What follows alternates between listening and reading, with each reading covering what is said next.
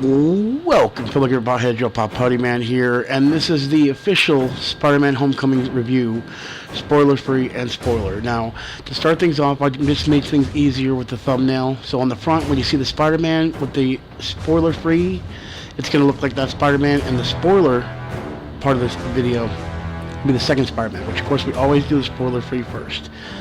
So let's go ahead and get started, and let's talk about why you should see Marvel's Spider-Man Homecoming. Now, first off, congratulations on finally doing Spider-Man right. Now, there are a lot of changes, and there are a lot of people, and there are a lot of things that kind of are a little misunderstanding, but I think I know what they're doing when it comes to the storyline, and I'll get back to that stuff in the spoiler review. But let's go ahead and get into this. First off, Imaginary. Very, very exciting. First off, Tom Holland pulls off a Peter Parker perfectly. Ugh. And you believe him when he jokes around or is struggling. Tom Holland was a great actor for them to pick.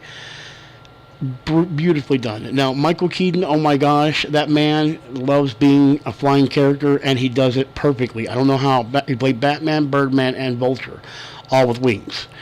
You get what I'm saying? But anyway... And he did it perfectly. You actually feel for him in this movie. You feel emotions, let's just say. So, and that'll be down to, what's going on later.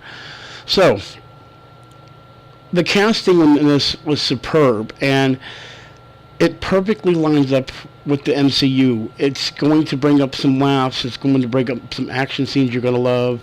The kids are going to die and love it. I heard kids enjoying the heck out of the movie. So, it's definitely worth a see. It's definitely, even in the comic book world, which when we get into the spoiler, I'll be explaining some stuff that I feel based on old and new comics alike. So, easy and simple, quick, spoiler-free, basically saying, go see this movie, support it, it deserves it. I hope Sony takes good care of him when they go into future movies, and we'll have to see how it goes from there. Now, warning, we are going into spoiler territory, and that's where this screen is coming in.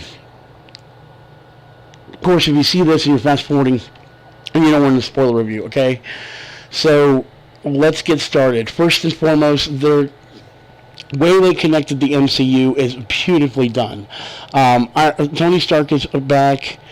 They did a great job in setting up why potentially Peter Parker's character could take over for Iron Man. And I'm not talking about Iron Man himself. I'm talking about taking over the idea of Iron Man and keeping things grounded.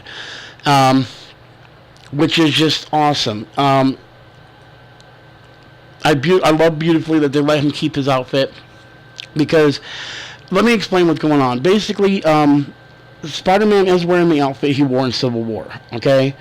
And lo and behold, there were things locked in the suit that Tony locked from him. And Tony's trying to teach Peter to be a more responsible adult, even though he's a kid, because there is a lot of responsibility in being a superhero. And so from there, we end up seeing that the character of the Vulture, played by Michael Keaton, is just your regular worker, has a family, and all that kind of stuff that's going on, and takes the parts from the New York events that happened in the first Avengers.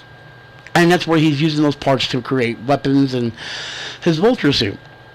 Well, I'm sure a lot of us love the twist when you find out that the girl that Peter's crushing on is the daughter of the Vulture.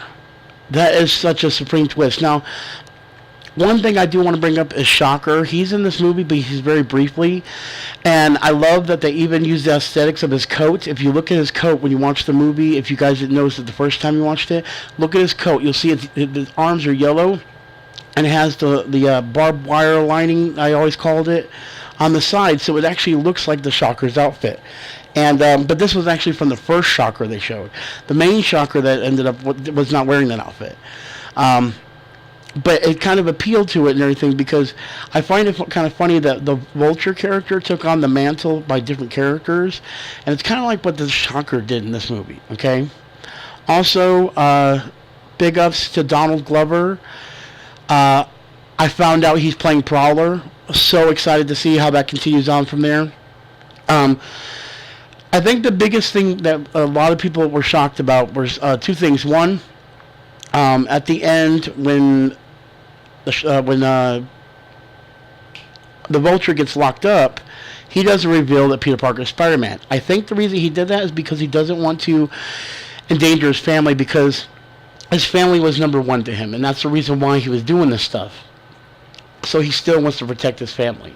That's why he's not letting them know that Peter Parker is Spider-Man, because of Spider-Man's closeness or anything. Also, the other female character, she called herself MJ, but her name is Michelle. So are they considering her Mary Jane? I want to know what you guys think. Tell me in the comments what you guys think of that line. So the end credit with Michael Keaton as the Vulture in jail was pretty cool. The character he was talking to, though, I don't know what he's going to end up being. I'm going to do some research on it, because he looked familiar with the way his arm had the stuff on the arms. So I don't know what that has to do with his character, but we're definitely going to have to check that out.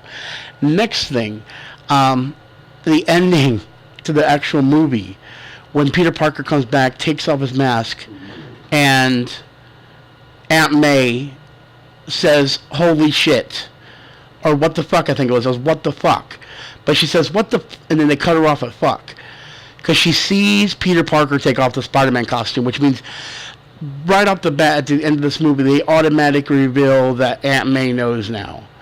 That happened quickly, guys. Quickly. But I'm going to say probably my favorite thing of all time is this. If you remember from the trailers, you notice how at one point the kids are learning from a Captain America reel that he's teaching kids, and his buddy, I think his name's Ned, says, did you know Captain America? And he's like, yeah, I stole the shield. Those little things they did with Captain America was probably one of the best things, because at the end of the movie, you know, everyone waits to the end of a Marvel movie to see something special from the MCU. And here comes Captain America on the screen, and he talks about patience. Patience. And the joke is he's talking about patience and waiting. Spider-Man will return. He'll be in the Infinity War movies. And they didn't have to show you anything but joke about it. So, basically, to end it off, this movie was great. I mean, they did a superb job of Spider-Man. I believed it. The costume was just very vibrant. It's everything I wanted in a Spider-Man movie. So I want to know what you guys think. Make sure you go ahead and comment down below. Tell me what you guys thought of Spider-Man Homecoming. And while you're at it, make sure you go ahead and click that video on the right-hand side. That's my review of Logan. I want you guys to check that out. But we're going to go ahead and end it here, and I want to thank you all for watching. Make sure you hit that like button. Make sure you hit the subscribe button. And as always, I am Putty Man of the Game Potheads with your Spider-Man Homecoming review. Go see the movie. And don't forget, we're all about the high score. Peace out. I'll talk to y'all later.